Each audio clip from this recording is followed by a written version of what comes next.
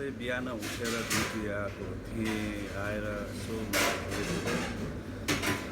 रमेश लेखक गृह मन्त्री रमेश लेखकलाई पक्राउ गरियो भन्ने समाचार सुनियो।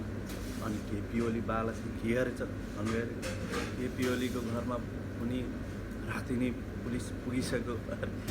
खुसीको खबर है, खुसीको खबर। ल हामी गुन्डुमा छौँ। रातिको 4:30-5 बजे नेकपा एमाले समर्थक सबै साथीहरू उपस्थित हुनुहोला। यो किसिमको एउटा गलत प्रवृत्ति, गलत संस्कार आम युवालाई एउटा सकारात्मकतिर भन्दा पनि यो फेरि देशलाई मुडबेडतिर लैजाने प्रयत्न भएको छ।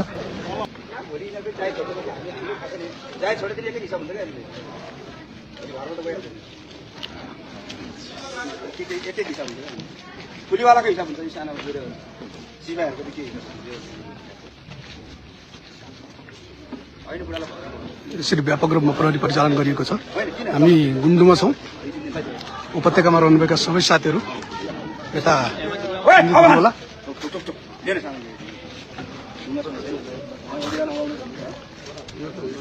उपत्यकामा भएका सबै साथीहरू को हुनुहुन्छ सबै गुन्डु केन्द्रित हुनुहोला। यसरी प्रहरी गुन्डुमा यसरी सयौंको संख्यामा यहाँ प्रहरी परिचालन गरिएको छ। यो कानुनी राज्यको धज्जी उडाइएको छ। सबैले यो एउटा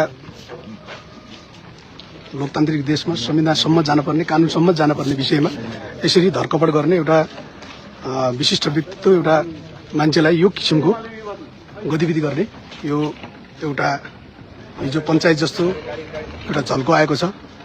तपाईँ सबै साथीहरू को हुनुहुन्छ सबै साथीहरू गुन्डु केन्द्रित हुनुहोला। सबैले यताउताबाट सबै वरिपरि धेरै प्रहरीहरू परिचालन गरिएको छ गुन्डुमा र सबै साथीहरू उपस्थित हुनुहोला। सबै हाम्रो नेकपा एमाले समर्थक सबै साथीहरू उपस्थित हुनुहोला।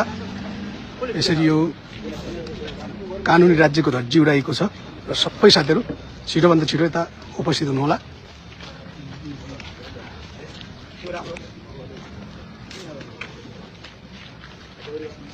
यस्तो हिसाबले यो रातिको 4:30-5 बजे यो किसिमको एउटा गलत प्रवृत्ति, गलत संस्कार आम युवालाई एउटा सकारात्मकतिर भन्दा पनि यो फेरि देशलाई मुडबेडतिर लैजाने प्रयत्न भएको छ। सबैले जलाउन, मार्न, उद्देशित गर्न एउटा किसिमको मान्छेको मानसिकतामा त्यसरी भर्ने काम भएको छ। सबैले यो किसिमको कुनै आज शनिबारको दिन पनि यस्तो किसिमको न अदालतबाट कुनै पक्राउ पुर्जी छ, न केही त्यस्तो प्रक्रिया अगाडि बढाइएको छ। तैपनि यस्तो किसिमले यस्ता गलत गतिविधि गर्ने कार्य भएको छ।